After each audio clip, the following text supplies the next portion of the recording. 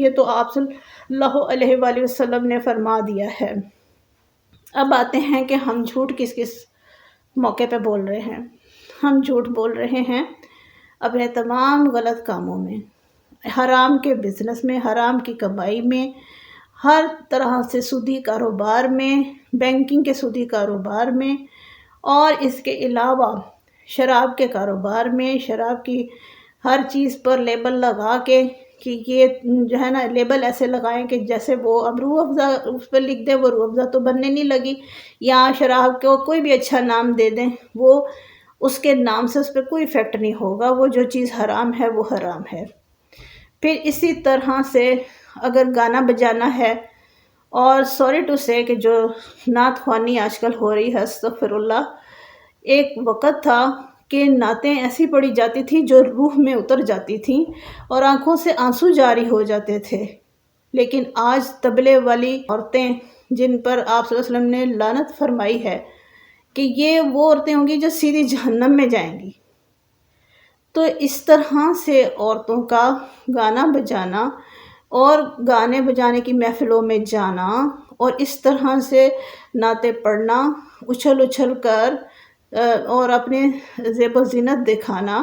اور اپنے آرائش اور میک اپ کر کے اس طرح کے، آپ کو ڈر نہیں آتا کہ آپ نبی کی شان میں اس قدر بڑی گستاخی کر رہے ہیں کہ ایک نبی کا نام لے کر، اللہ کا نام لے کر آپ کس قدر دیدہ دلیر اور نڈر ہو چکے ہیں، اپنے گناہ پر آپ اس قدر جو ہے وہ بے خوف ہو گئے ہیں کہ آپ کو سمجھ ہی نہیں آ رہی کہ ہم اللہ تعالیٰ اور اس کے رسول کو، اس کے رسول کی غلط گواہیاں دے رہے ہیں، اور پھر ہم ڈٹ جاتے ہیں کہ یہ سچ ہے۔ پھر اس کے علاوہ ہم اس اللہ تعالیٰ کا نام، اس کے نبی کا نام اتنی بے حیائی سے لے رہے ہیں، اور اس کے بعد ہم ڈٹ جاتے ہیں کہ ہم تو ان سے بہت پیار کرتے ہیں، ہمیں تو ڈوب کے مر جانا چاہیے، کیونکہ ہم لوگ اس مسلمان کیا، ہم نے تو عیسائیوں کو بھی پیچھے چھوڑ دیا ہے۔ کم از کم ان کی تعلیم میں وہ پورے تو اتر رہے ہیں، ہم نے تو اپنی کتاب، اپنے قرآن،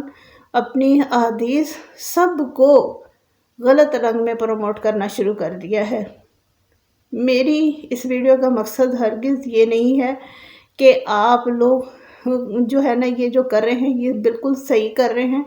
میری ویڈیو بنانے کا مقصد یہ ہے کہ کاش کوئی ایسا انسان جاگے جس کو یہ پتہ ہو کہ ہم غلط کر رہے ہیں۔